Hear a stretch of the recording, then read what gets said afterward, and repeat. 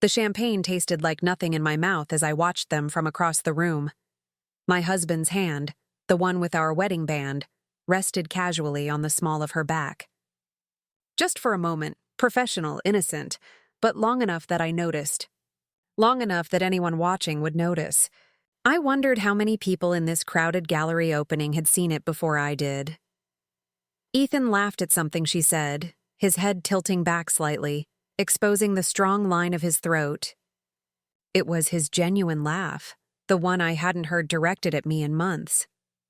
I smoothed down the front of my black dress, the one he once said made me look like a goddess, and made my way toward them, weaving between clusters of Chicago's architectural elite who had gathered to celebrate my husband's newest achievement. The soaring glass structure we stood in was his vision, his creation. Tonight was supposed to be about us, our success. There you are, Ethan said when he spotted me, his smile warm but his eyes briefly flickering with something I couldn't name. I've been looking for you. Nora, this is Vivian Calloway, the new head of the interior design team.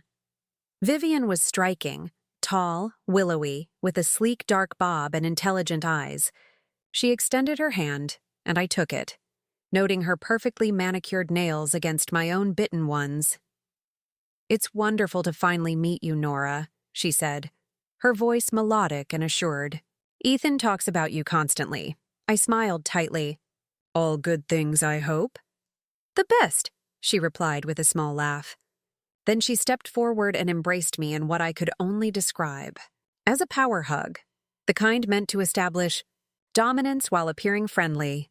That's when I smelled. The scent hit me like a physical blow. Bergamot and jasmine, with notes of sandalwood and a hint of vanilla. My perfume, my signature scent for the past 5 years. The one Ethan had given me on our first anniversary, sourced from a small perfumery in France that blended it specifically for me. The one that cost more than I would ever spend on myself. The one that Ethan had always said reminded him of the night we met. I pulled back from the embrace, my eyes meeting hers. Did she know? Was this deliberate? But her face revealed nothing but polite interest. Your perfume, I managed to say, my voice steady despite the pounding in my chest. It's lovely. Oh, thank you, Vivian said, touching her neck lightly. It's new. A gift, actually. My eyes shifted to Ethan, waiting for him to recognize it, to show some sign of awareness. But he stood there, smiling blandly, completely oblivious. Or pretending to be. We should circulate, Ethan said, placing his hand on the small of my back now, the same spot where it had rested on hers moments before. The Andersons wanted to discuss a potential lake house project. As he guided me away, I glanced back at Vivian. She raised her champagne flute in a small salute, her red lips curved in what might have been a smile or a smirk. I couldn't tell the difference anymore. And in that moment, I knew with absolute certainty that my marriage was over. I just didn't know if Ethan realized it yet. 6 years earlier, I'd fallen in love with Ethan Winters during a thunderstorm. We'd both taken shelter in the Chicago Art Institute, soaking wet and laughing at our misfortune. He'd offered me his jacket despite being drenched himself, and we'd spent the afternoon wandering through galleries, arguing passionately about modernism versus classical architecture. I was working as a curator's assistant then, fresh out of art school with romantic notions about beauty and meaning. He was an ambitious young architect with a vision for transforming skylines. I want to build something that makes people feel the way this art makes you feel, he'd told me. Watching my face as I stood transfixed before a Rothko painting, its layers of color seeming to pulse with life. By the time the rain stopped, I knew I would marry him. Our courtship was a whirlwind. Weekend trips to architectural wonders, falling water in Pennsylvania, the Guggenheim in New York. Late nights in his studio apartment, where I'd watch him work on designs, his hands moving with precision and passion across the drafting table. Early mornings tangled in sheets, whispering our dreams to each other in the soft dawn light. We married after 18 months. A small ceremony in the sculpture garden of the museum where we met. I wore flowers in my hair and no shoes. He cried when I walked toward him. You're my masterpiece, he whispered when we danced that night. I believed him. Are you even listening to me? Zoe's voice cut through my memories, pulling me back to the present. We sat at our usual table at Café Lucerne, the Tuesday morning ritual we'd maintained since college. Zoe with her almond milk latte and vegan muffin, me with my double espresso and croissant. The October sun filtered through the window, highlighting the strands of premature gray in Zoe's curly hair that she refused to color, claiming they gave her creative gravitas in the advertising world. Sorry, I said, tearing my croissant into tiny pieces I had no intention of eating. I was thinking about the gallery opening. Zoe leaned forward, her eyes sharp behind tortoiseshell glasses. It's been 3 days, Nora. You still haven't told me what happened. I hadn't told anyone. Not even myself, really. I'd spent the past 3 days moving through my life in a fog, teaching my art history classes at the university on autopilot, coming home to the beautiful lakefront condo that suddenly felt like a museum, perfect and cold, and full of things I wasn't allowed to touch. She was wearing my perfume, I said finally. Zoe frowned. Who was wearing what? Vivian Calloway, the woman Ethan's been working with on the Millennium Tower project. She was wearing my perfume. The one he gave me, that's weird, Zoe said cautiously. But maybe she just likes the same scent. It happens, I shook my head. It's custom blended. From that little shop in Grass. The one Ethan found on our honeymoon. I swallowed hard. He told me it was one of a kind. Zoe's expression shifted from confusion to slow dawning comprehension. Oh, Nora. And he didn't notice, I continued, my voice hollow. She hugged me, reeking of my scent, and he just stood there like nothing was wrong. Have you asked him about it? I laughed, the sound brittle in my own ears. What would I say? Hey, honey, is your colleague wearing the unique perfume you had made for me, or am I losing my mind? I pushed away my mutilated croissant. Besides, there's more. I told her about the late nights, the weekend site visits, the text messages that made him smile and then turn his phone away from me. The way he'd stopped reaching for me in bed. The sudden business trips that hadn't existed before Vivian joined the firm 6 months ago. All circumstantial, Zoe said when I finished, though her tone lacked conviction. She'd been a witness for the prosecution before switching to advertising. Old habits died hard. Have you seen any actual evidence? No, I admitted. But I know, Zoe. I know in my bones. She reached across the table and squeezed my hand. Then find out for sure. One way or another. And then what? Then you decide what you want to do about it. The evidence, when I finally found it, was both more and less than I expected. It wasn't difficult to access Ethan's email. We'd always known each other's passwords, a gesture of trust and transparency in our early days together. I'd never used that knowledge, had never felt the need to. Until now, the gallery opening had been on Saturday. It was now Thursday evening, and Ethan had texted that he would be working late again. I sat cross-legged on our bed, his laptop balanced on my knees, heart hammering as I typed in his password. It hadn't changed. Somehow, that small detail hurt more than anything. I found them quickly, emails between Ethan and Vivian that started professionally and gradually shifted. Nothing explicitly incriminating at first, just a slow erosion of boundaries. Inside jokes. Late-night messages that had nothing to do with work. Plans to meet for coffee to discuss the project that somehow always seemed to happen when I was teaching. And then, from 2 months ago, a hotel reservation confirmation. The Peninsula? A corner suite with a view of the lake. Not their first rendezvous, based on the casual tone of the message attached. Same place as last time? I'll bring the champagne if you'll wear that black thing again. Amy hands were shaking so badly I almost dropped the laptop. I set it aside and went to our walk-in closet, pulling open Ethan's side. Behind his neatly organized suits, I found a small leather toiletry bag I didn't recognize. Inside, a bottle of cologne he didn't normally wear, a toothbrush, and a small bottle of my perfume. No, not my perfume. Her perfume. The one he'd given her, just as he'd given it to me. I sank to the floor of the closet, surrounded by the trappings of our shared life, and tried to make sense of what I was feeling. Anger, yes. Pain, certainly. but mostly a strange sense of clarity, as though I'd been looking at a blurred photograph that had suddenly come into focus. I heard the front door open and close. Ethan's footsteps in the hallway. The familiar sound of his keys landing in the ceramic bowl on the entryway table. "Nora?" he called. "You home?"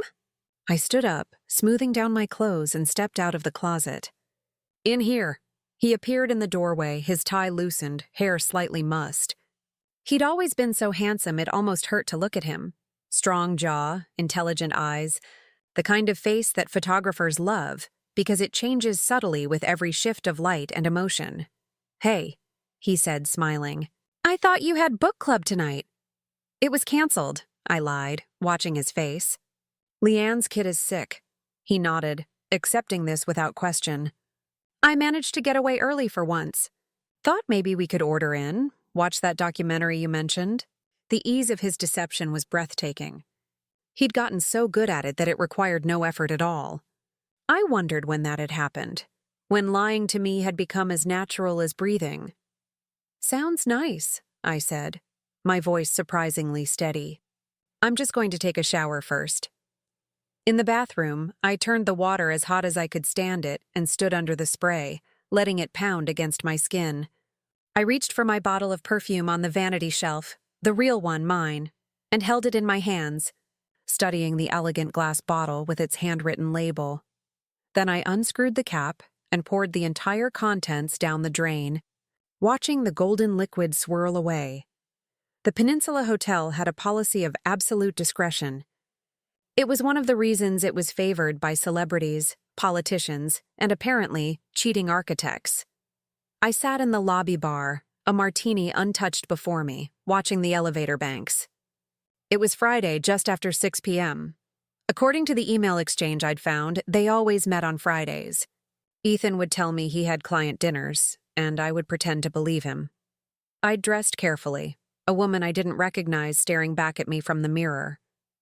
Sleek black pants, a silk blouse in deep burgundy, hair swept up in a style more severe than I usually wore. I'd even applied lipstick, something I rarely bothered with anymore. Not my usual shade, but a dark red that made my pale skin look almost translucent. I didn't have a plan exactly. I just needed to see it with my own eyes, to make it real. At 6:22 I saw him.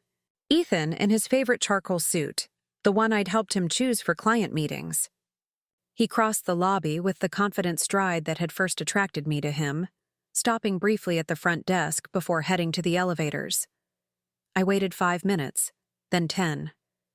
At 6:37, Vivian entered, wearing a trench coat despite the mild weather, her dark hair loose around her shoulders. She didn't stop at the desk, just walked directly to the same bank of elevators Ethan had used. She knew exactly where she was going. I downed my martini in one burning swallow and signaled for the check. Our condo was dark when I returned. I moved through the rooms, turning on every light, opening windows to let in the cool October air. I pulled the cork from a bottle of red wine we'd been saving for a special occasion, a vintage Ethan had brought back from a trip to Napa last year. Another lie, most likely. Then I sat at our dining table and waited. It was nearly midnight when I heard his key in the lock. I'd been so still for so long that my muscles protested as I straightened in my chair. The wine bottle was empty beside me. "Nora?" Ethan called, surprise evident in his voice when he saw the lights. "Why are you still up?" He came into the dining room and stopped short when he saw me. I must have looked like a stranger to him, sitting rigidly at our table, dressed in clothes I never wore, an empty wine bottle before me. "Is everything okay?" he asked, setting down his briefcase. "How was your client dinner?" I asked. A flicker of something crossed his face. So brief I would have missed it if I hadn't been watching for it. "Fine. Productive. They're interested in moving forward with the riverfront project." "That's nice," I said.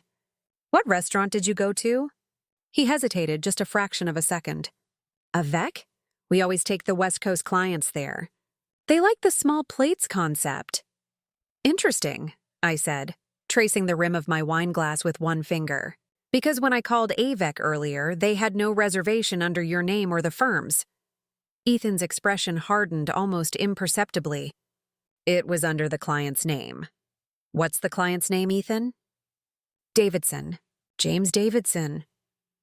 He loosened his tie, a gesture that once would have made me rise to help him, to welcome him home with a kiss. Why the interrogation, Nora? What's going on? Nothing's going on, I said. I'm just curious about your day. The way married people are supposed to be. I took a sip of wine. How's Vivian? Is she still working on the Millennium Tower with you? His hand froze in the act of unbuttoning his collar. She's fine. And yes, she's still on the project. Still wearing my perfume? The words hung in the air between us. Ethan's face went completely still, like a pond freezing over. I don't know what you're talking about, he said carefully. I laughed, the sound harsh even to my own ears. Yes, you do. You know exactly what I'm talking about. I stood up, the wine making me bold. Tell me, did you take her to the same little shop in Grass? Did the perfumer remember you? Did you tell her the same story about how the scent reminded you of the day you met, Nora? Or did you just give her the bottle you bought for me? The one you keep in the toiletry bag behind your suits? Along with the cologne you never wear at home and the extra toothbrush? He closed his eyes briefly. When he opened them, there was resignation there, but not remorse. I was going to tell you. When? I demanded. After how many nights at the peninsula? After how many lies about client dinners and site visits? It's not what you think, he said, using the same tone he employed with difficult clients. Reasonable, placating. Vivian and it started as a professional relationship. I never intended— Stop, I interrupted, holding up a hand. Just stop. I don't want to hear about your intentions or how it just happened or whatever other cliches you've prepared. I took a deep breath. I saw you tonight. Both of you. At the hotel. He stared at me, and for a moment, I saw a flicker of the man I'd fallen in love with. The one who had cried at our wedding. Who had once told me I was his masterpiece. I'm sorry, he said finally. No, you're not, I replied. You're just sorry I found out. I moved out the next day, taking only what I could fit in my car. Clothes, a few books, my laptop. I left behind the furniture we'd chosen together, the art we'd collected, the kitchenware we'd registered for but rarely used because we were always too busy to cook. Zoe had a spare bedroom in her Lincoln Park apartment, and she didn't ask questions when I showed up at her door with red-rimmed eyes and 2 hastily packed suitcases. She simply made up the bed with fresh sheets, ordered Thai food, and opened a bottle of tequila. What's the plan? She asked later when we were both slightly drunk and sprawled on her living room floor. I don't know, I admitted. I've called a lawyer. I have a meeting on Monday. Good, she said, pouring another shot. And what about the other thing? I knew what she meant without asking. The confrontation that hadn't happened yet. The conversation with Vivian that I both dreaded and craved. I'm working on it, I said. The following Wednesday, I stood outside the offices of EWA Architects, gathering my courage. Through the glass doors, I could see the reception area where I'd visited Ethan countless times over the years, bringing him lunch or meeting him for date nights. The receptionist, Diane, would recognize me. She might even call Ethan to warn him I was here. But I wasn't here to see Ethan. I pushed through the doors and approached the desk, where Diane looked up with a warm smile that faltered slightly when she recognized me. Nora, she said, her eyes darting briefly toward the hallway that led to Ethan's office. What a nice surprise. I'm actually here to see Vivian Calloway, I said. Is she in? Diane's discomfort was palpable. News traveled fast in small offices. Do you have an appointment? No, but I think she'll want to see me. Could you let her know Nora Winters is here? 5 minutes later, I was escorted to a small conference room where Vivian was waiting. She stood when I entered, perfectly composed in a tailored navy dress, her dark hair pulled back in a sleek ponytail. If she was nervous, she hid it well. Nora, she said. This is unexpected, is it? I took a seat across from her. I would have thought Ethan told you I know. A slight tightening around her eyes was the only indication that my words had landed.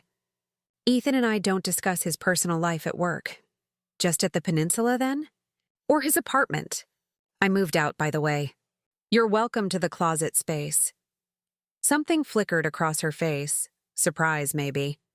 Or disappointment. I didn't know you'd left. There's probably a lot you don't know, I said. Like the fact that the perfume you're wearing was originally created for me. On our honeymoon.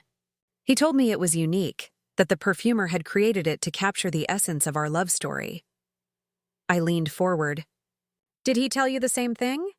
Vivian's composure cracked slightly. I don't know what you want from me, Nora. I want to understand, I said honestly.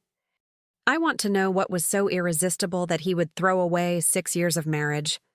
I want to know if it was worth it. She looked at me for a long moment, then reached into her desk drawer and pulled out a small glass bottle, the twin of the one I'd poured down the drain days earlier. He gave me this after we'd been seeing each other for a month, she said, her voice neutral. He said it reminded him of summer evenings. I liked it. I didn't know it had any other significance. I stared at the bottle, then back at her face. Did you know he was married? Yes. No hesitation, no defensiveness. Just a simple acknowledgement of fact. And that didn't bother you? She met my gaze directly. He told me his marriage was essentially over. That you lived separate lives. That you stayed together for convenience and appearances. A laugh escaped me before I could stop it. And you believed that? The oldest line in the cheater's handbook? I believed him because I wanted to, she said with surprising candor. Because he's charming and talented and made me feel special.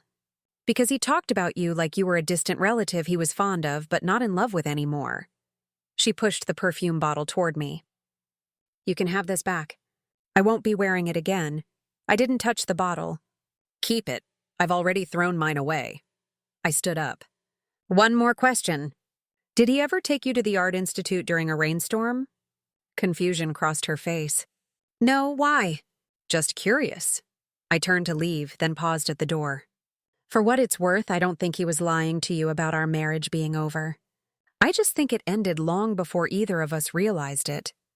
The divorce was finalized in the spring. Clean as these things go. No children to consider, a fair division of assets. Ethan didn't fight me on anything, which somehow made it all the more painful. As if our marriage wasn't even worth arguing over. I learned, through mutual friends and the inevitable social media updates I couldn't help but see, that he and Vivian had ended things shortly after my visit to her office. Apparently, she'd had a crisis of conscience, according to our friend Rachel, who still believed keeping me informed of these details was helpful rather than excruciating. I didn't care. Or at least, I was learning not to.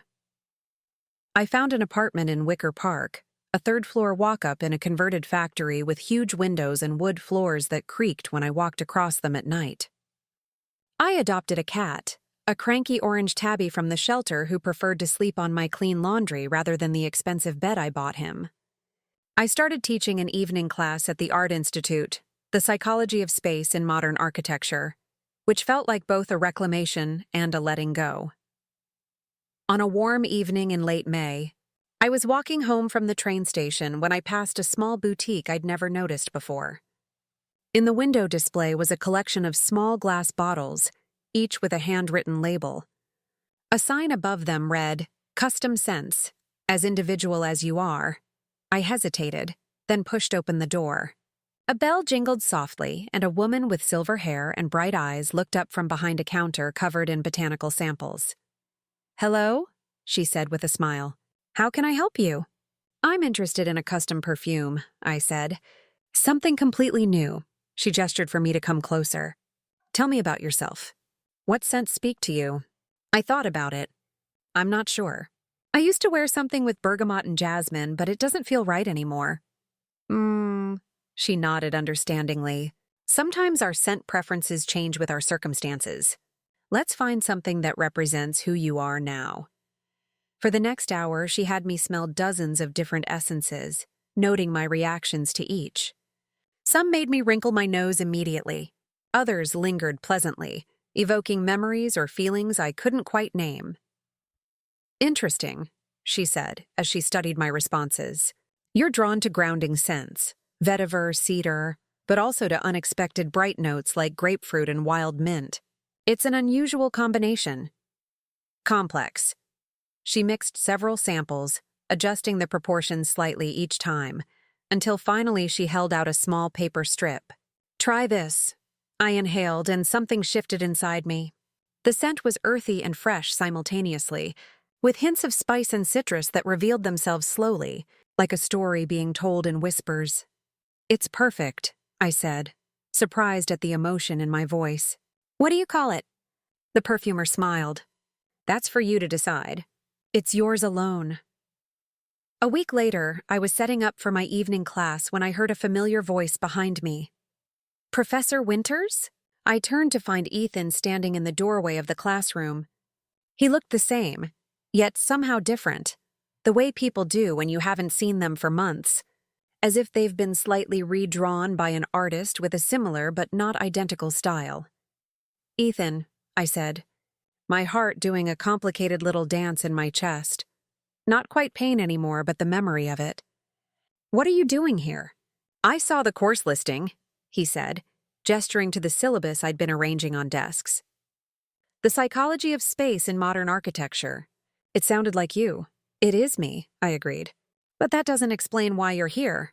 He stepped into the room, keeping a respectful distance. I'm not entirely sure, he admitted.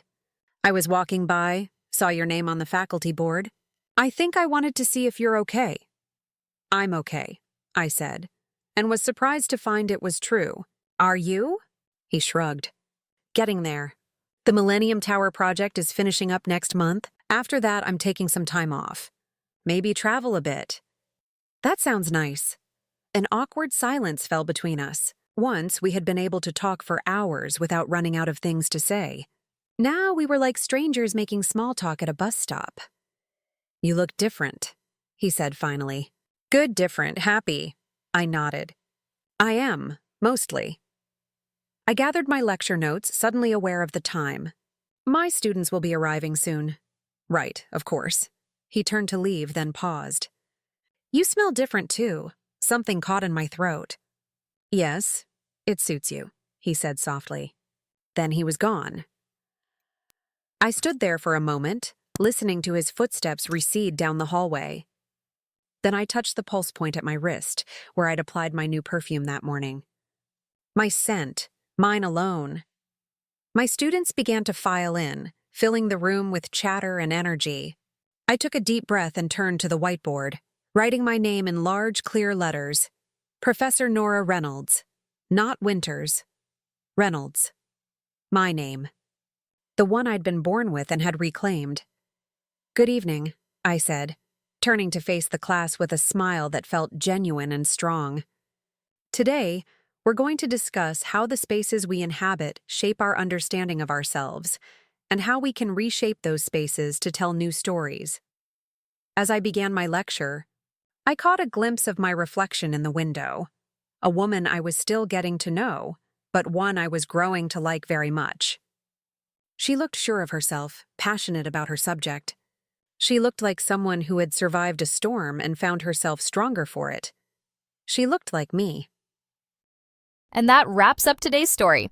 Now we want to hear from you. Where are you watching from? Drop your city or country in the comments, and let's see how far these stories reach. If this story moved you or gave you chills, give it a like, share, and subscribe for more powerful stories. One last thing, rate the story from 1 to 10 in the comments. Your feedback helps us bring you even better ones next time. Thanks for watching. We appreciate you being part of this storytelling journey.